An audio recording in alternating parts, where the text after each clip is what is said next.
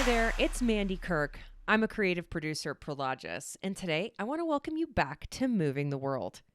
In this episode, Jason Tenenbaum, Miami Market Officer at Prologis, sits down with Eric Poms, CEO of the Orange Bowl, to delve into one of the biggest operations in sports. The Orange Bowl isn't just a game, it's a citywide logistics engine. And this year, South Florida is hosting not one, but two college football playoff games, including the national championship. It promises to be a really interesting conversation. So, sports fans, let's get moving. Eric, Happy New Year. Happy New Year, Jason. Good to see you. Good to see you. Very excited to have you on our podcast. This is such a great time to have this discussion. It's January 6th. We just wrapped up the Orange Bowl last week. We got the national championship coming up. So really excited to have this discussion. Maybe just before we jump into the logistics of the big game, can you give us a quick background of what is the Orange Bowl? What's your mission? What do you do? Absolutely. First of all, I really appreciate you and Prologis. You guys are great partners. So I wanted to get that on the table right off the bat.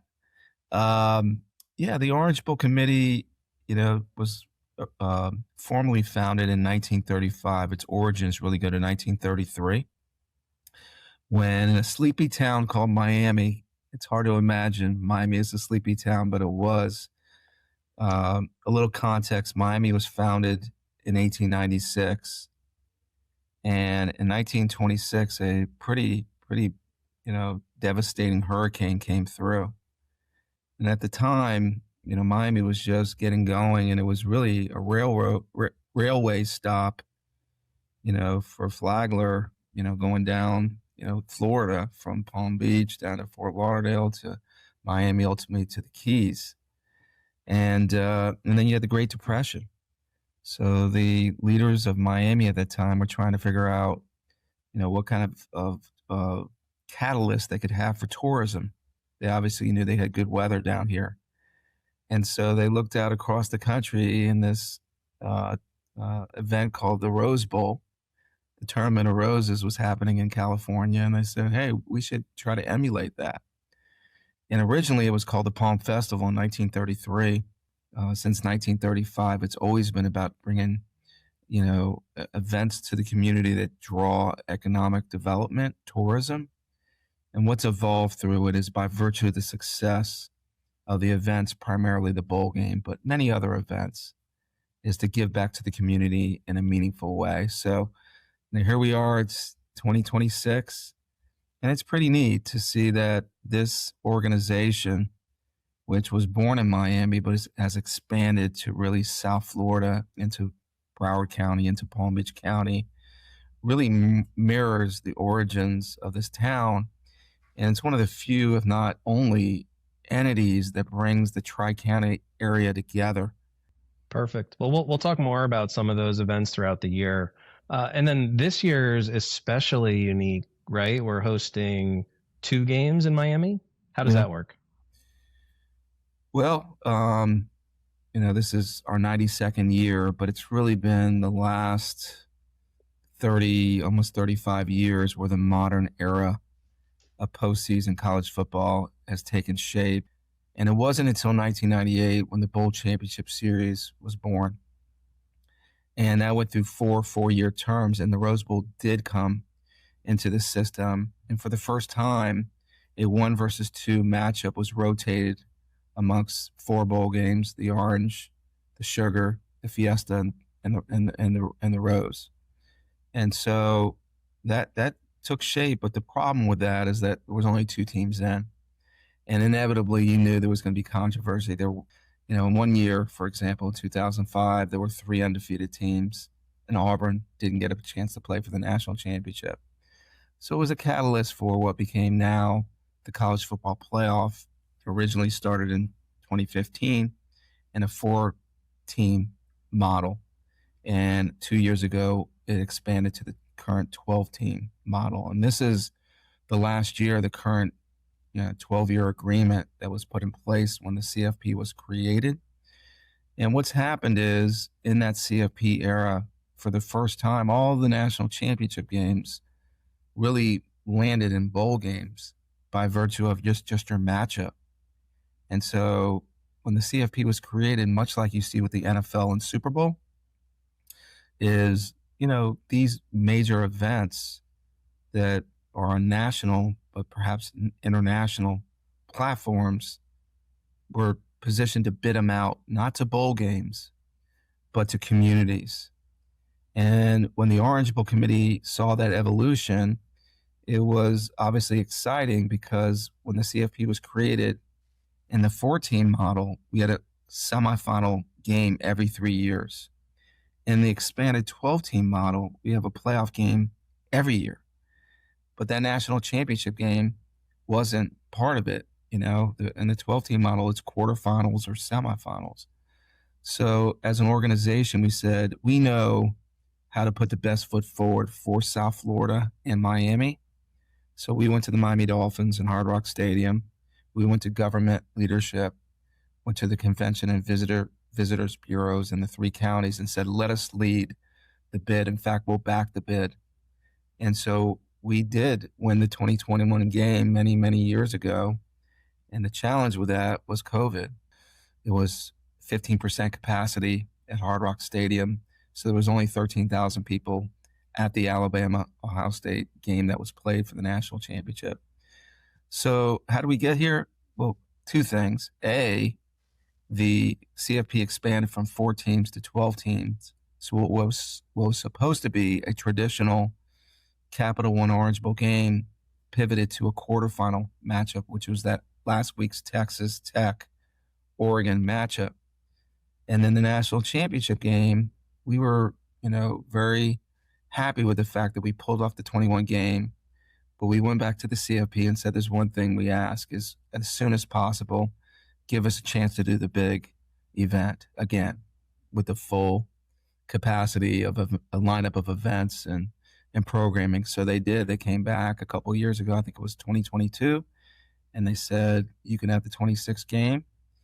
We took it. So the Orange Bowl is the promoter of that CFP quarterfinal at the Capital One Orange Bowl. That's our game. But this national championship game, the college football playoff, owns that property. They manage that property, much like the NFL manages the Super Bowl. They manage the CFP national championship game. We took on the role of leading a community-wide host committee. And so it's a separate board. It's a separate effort. It brings all corners of our community get together, both the public sector and the private sector. We have to raise, what we're targeting is $29 million to pull off this game in a optimal manner. And so we certainly reached out to our community, and that is what led me to you.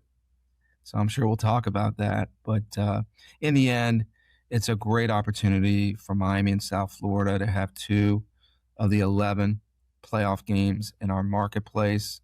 This is a state that just reveres college football, high school football, youth football. And, we're really excited about what took place last week with, the number 4 seed Texas Tech playing number 5 Oregon, and just having a national stage for that. And of course, now we're on the precipice of this week's semifinal games, and we'll see what happens. The platform, when I speak around South Florida, I often use the line, great communities have great events. They just do. And by virtue of this, we're giving back to our community more than ever. And so hopefully we can touch on that. Yeah, absolutely. Well, let's talk about the big game. So, Eric, I couldn't help but notice on New Year's Day, we had Oregon, we had Texas Tech here for the Orange Bowl game. And just looking at how many people are involved in moving an entire university to come for the big game, the players, the fans, the amount of band members. I mean, there's 200 band members on each side. Talk to me about the scope of that and the logistics involved with these teams traveling to Miami. Yeah, definitely. There's a lot of moving parts. First of all, we're in the CFP, which is a 12-team, 11-game arrangement. So when the bracket was announced, you have one team that's already identified, and that was Texas Tech. They were they were assigned to the Capital and Orange Bowl, waiting for the winner of James Madison in Oregon. So we went out to Eugene, Oregon, and they played a game. But the moment you're there, they're already planning that if they win that game, the mobilization to come down to South Florida begins. There's so many different stakeholders involved here. You got the teams, players, the coaches, the support staff. You've got the media. You've got sponsors that are mobilizing. You've got Capital One, who's the title sponsor of the Capital and Orange Bowl. You've got ESPN. You've got Hard Rock Stadium. You have all these different stakeholders, and you've got to plan all year. So when this moment happens, that people know what they're doing. So we take great pride in that, and we make sure that's in a good place when the event actually comes together. So I think about Oregon, which you really can't get much further away from Miami. They fly to Miami for the Orange Bowl. They have to go back to Eugene, Oregon. Now they're on their way to Atlanta for their next round. And if they win that, they have to go back to Oregon and then back to Miami. So that team is covering quite a few miles. It's remarkable. I try to think how many, hours they're in the air if they, win at the Chick-fil-A Peach Bowl in the semifinal and they come back for the 2026 national championship game. I'm guessing they're in the air over 30 hours. And that's a lot, but in this day and age, it's not uncommon. I mean, Oregon is a member of the Big Ten now, and there's a lot of institutions in that league that are East. So they're conditioned to make those trips. I'm not sure it's 3 games in a row, but with the stakes where they are, the football team, the administrative support that comes with it, I think they, proactively prepare to make it as easy as possible and to stay focused. Because at the end of the day, if you're Oregon, you want that team and coaching staff to perform at the optimal level possible come game time. And Eric, you and your staff, you're really interacting with all the universities prior to these games. Not sure if they'll even make it, but to make sure all their logistics are set, right? Their hotels are coordinated, their transportation, where they're flying into, all those details, right? Yeah. Well, I look at Prologis and I look at us, and it's logistics. Yeah. It really is. And with the platform that the CFP creates, the college football playoff, there's meetings where, really the college football playoff is where the conferences and institutions come together. And when you have these 6 bowl games that populate the quarterfinals and semifinals, we're talking about building policies, early in the year, and then disseminating that information to prospective universities as their seasons play out. Really, by mid-season, you can see who's on a roll and who has a chance. So everybody's paying attention to this, especially as you get towards the end of the regular season. So when it comes down and whoever's in that bracket, they know what they have to do.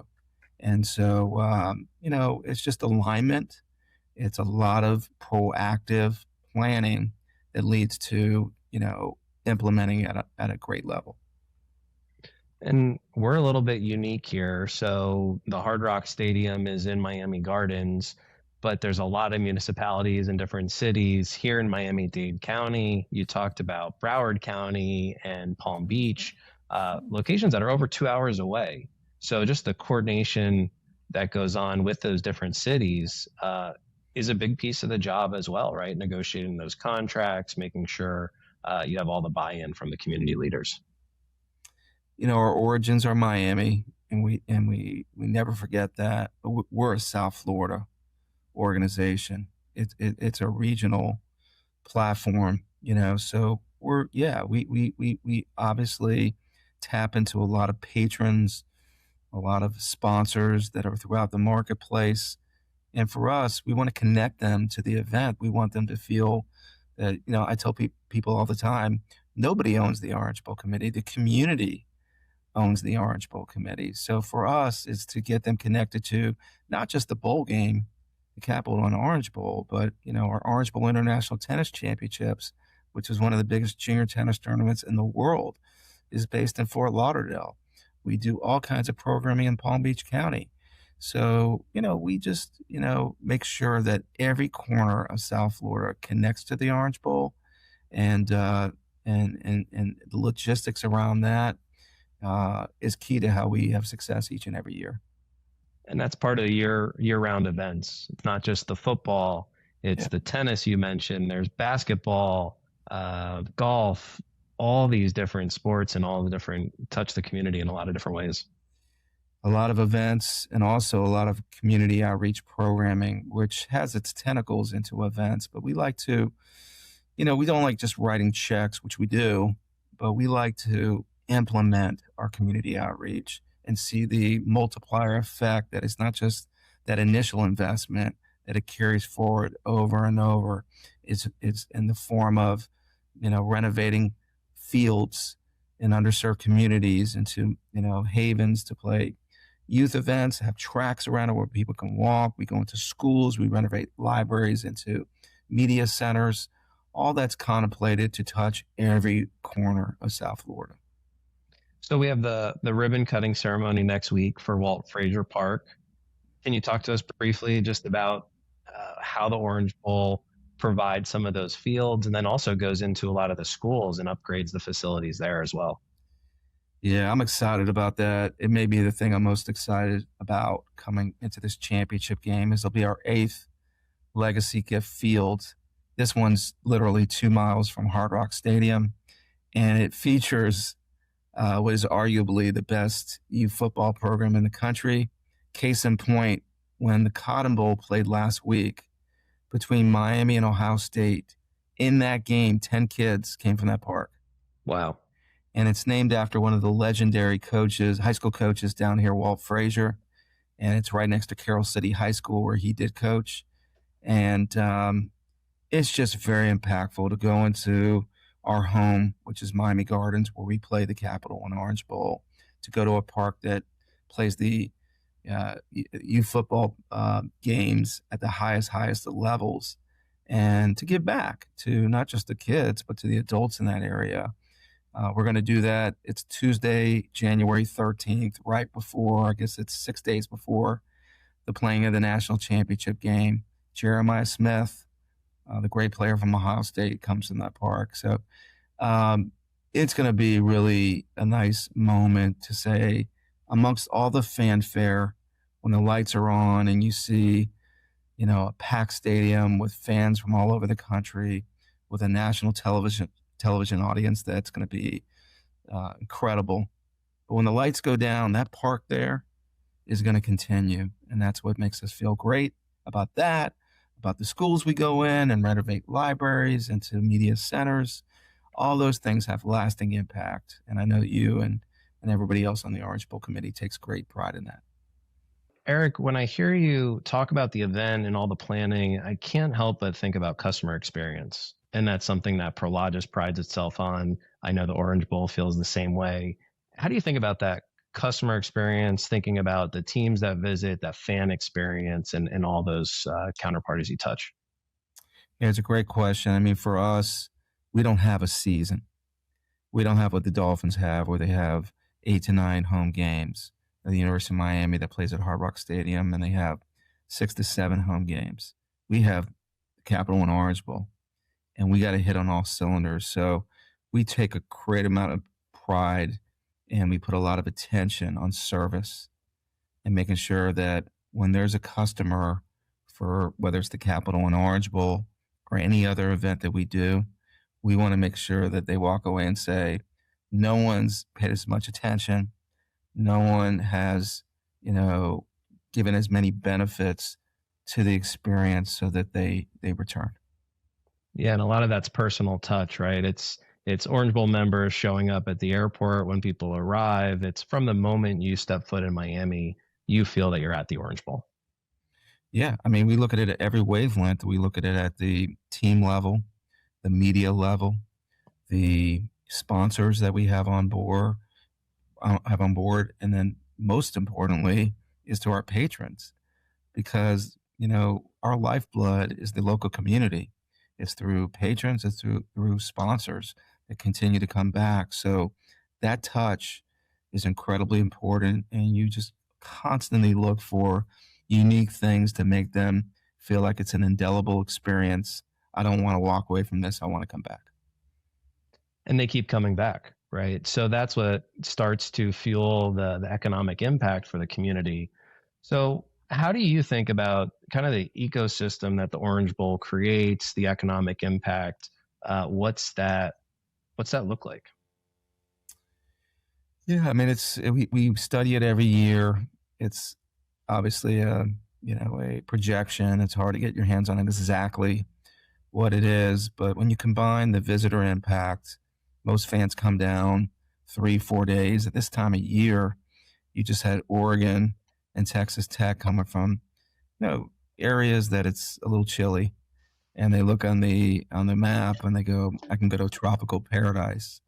So, there's that measurement, is their visit down here, and where they spend dollars, whether it's through airfare, through rental cars, through restaurants, through hotels, through entertainment. And then you couple that with, these are playoff games.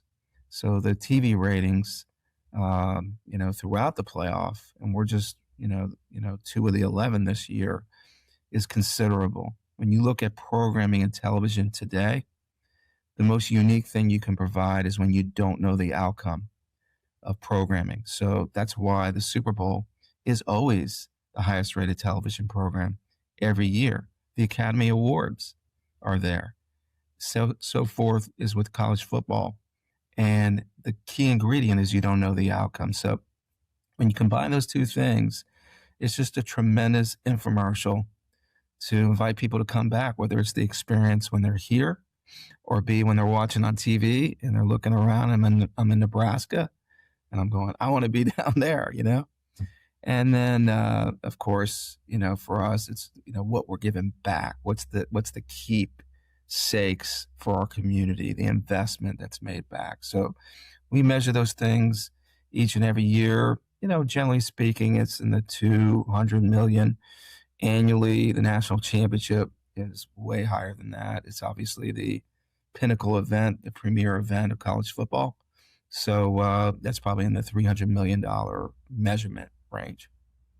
Incredible, incredible. So this single day event that happens in Miami Gardens, but all the municipalities, all the governments that it reaches, you have all the different cities in Miami, Miami Beach, City of Miami.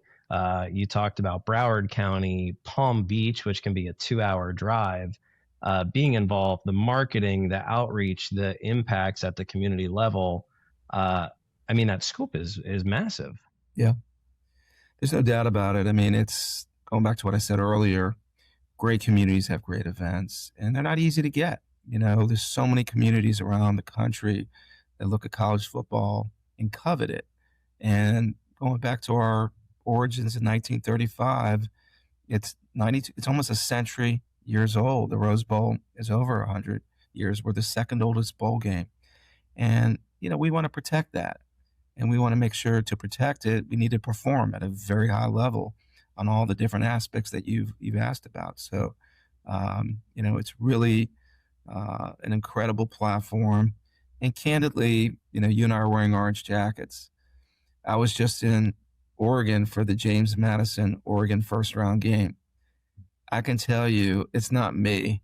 It's this jacket. When you walk around the parking lots, it brands, people know where you're from. It's the Orange Bowl. It's Miami. It's South Florida. Yeah. So for that single day event, then talk to me a little bit about the other 364 days of the year, right? We have other events going on. There's things happening. You're traveling and interacting with all the different schools. What is that year-long focus to make a single day event happen? Yeah, it's a great question. I mean, I have a friend that teases me all the time. What do you do the other 364 days of the year? I'm like, I used to have hair when I started here. Okay. Yeah, I mean, this is a civic organization. It goes back, as we touched on, almost 100 years. And it's got its own ecosystem in a healthy way. We're managing, a committee of our community business leaders that are coming together from the Tri-County area. So immediately when these games conclude, you start mobilizing for the upcoming year. And so for us, there's a governance structure here where the executive committee and board meet monthly, followed by our general membership that comes together. And so, starting in late January, people want to decompress, which is understandably so. We start mobilizing towards the needs of the organization and the outlook for the lineup for the events. We also keep a lens on our long-term goals that are more, long range in nature, mobilization of the organization. And we have a board retreat in March where we kind of go through all these pieces, get a vision for the year. And while all this is going on, you've got to, position yourself, as you touched on earlier, for the fundraising that's associated with this. It's a grassroots effort, whether it's through ticket strategies.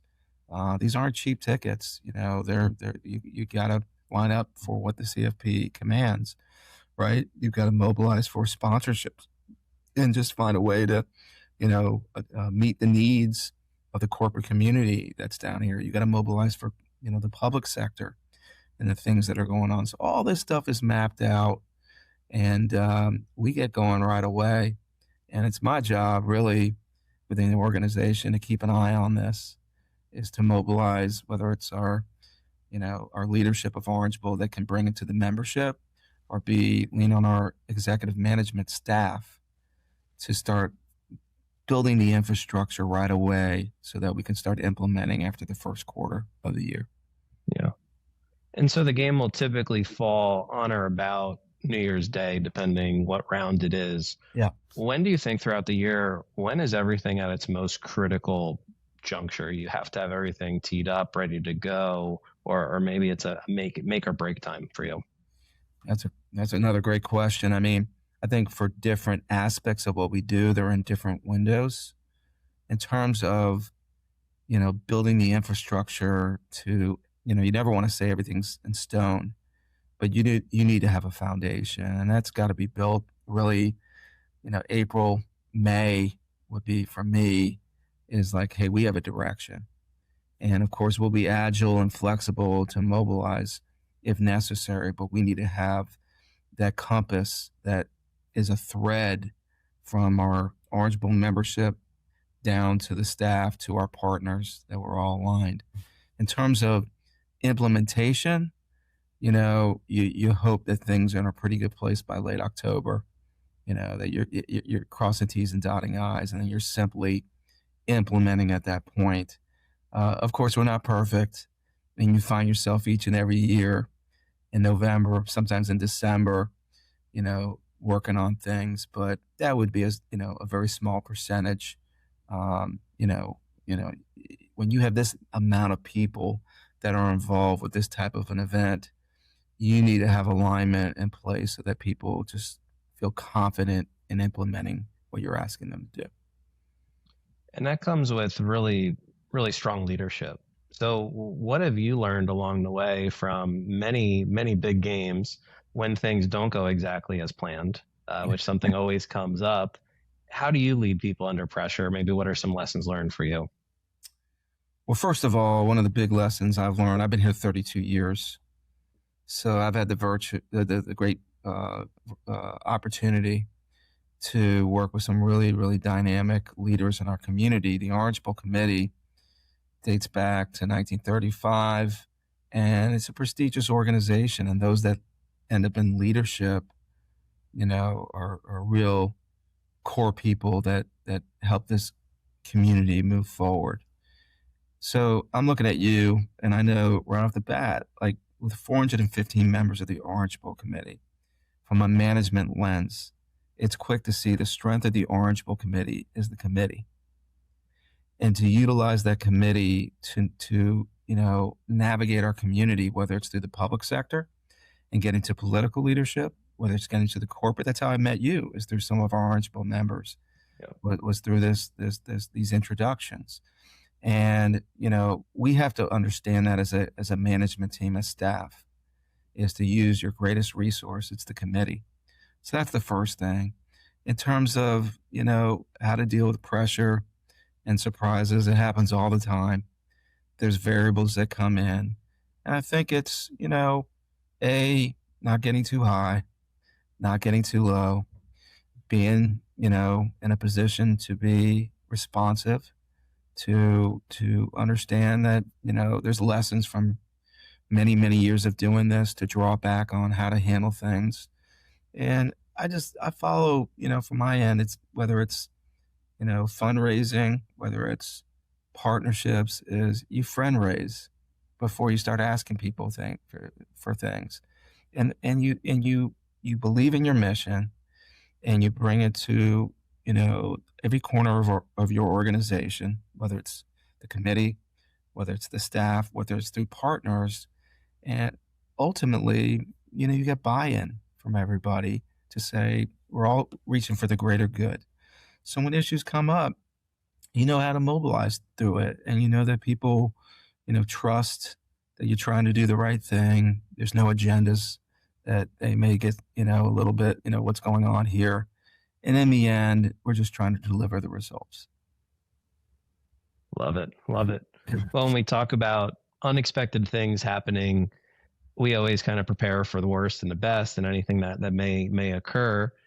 We do have a president who is very fond of South Florida, big, big, big football fan. Yep. So I guess what are the odds maybe the president shows up or another political figure, and then maybe how does that change the dynamic of the big game, especially with the national championship game coming up next week?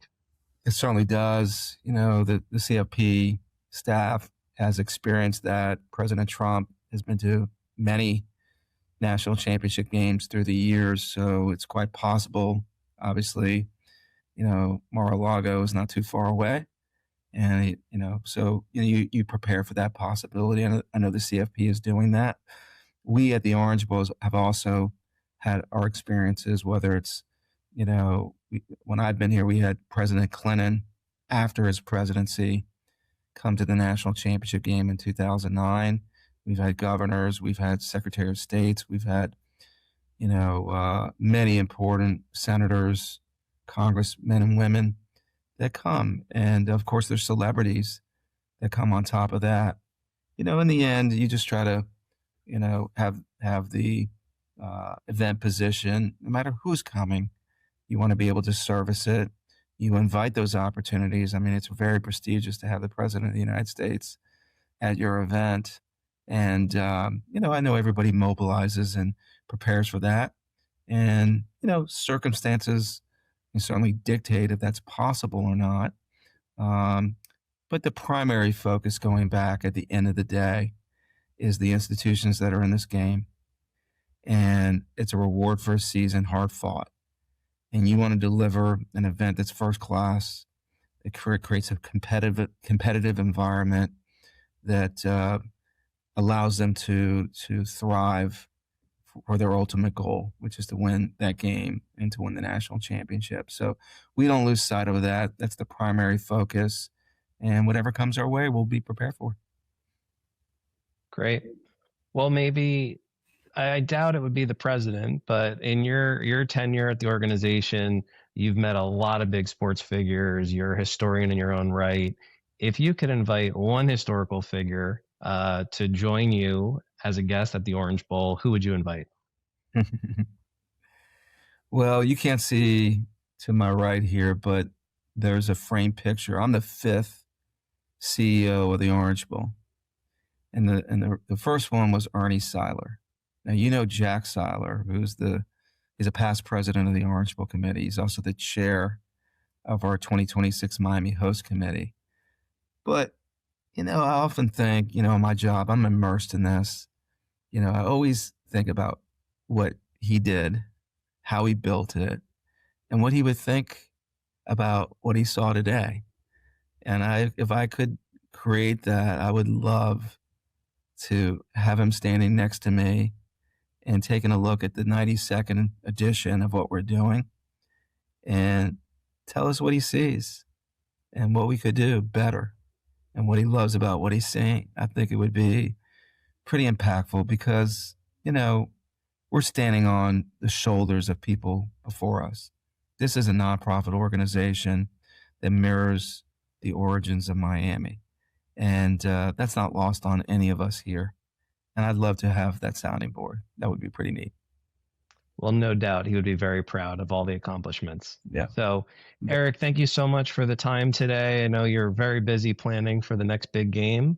Good luck with everything and hope the logistics go smoothly. I would be remiss in not thanking you and Prologis, with a sincere, heartfelt thanks. Pulling off a national championship game is not easy. We're raising a lot of money to implement, as I said, things in a first-class manner, one of which is we needed considerable warehouse space. And Jason, I want to thank you because it's a little more than a year ago, I think I met you. And from the moment we connected, you were all on board, went to your leadership, and here we are. So a big thanks to you as well. It's our pleasure. Thanks for the partnership. You got it. Well, that's a wrap for episode 8. Thanks so much to Jason and Eric for the conversation. From logistics and leadership to community impact, this is how championship events get built. Thanks for listening to Moving the World. Until next time, keep on moving.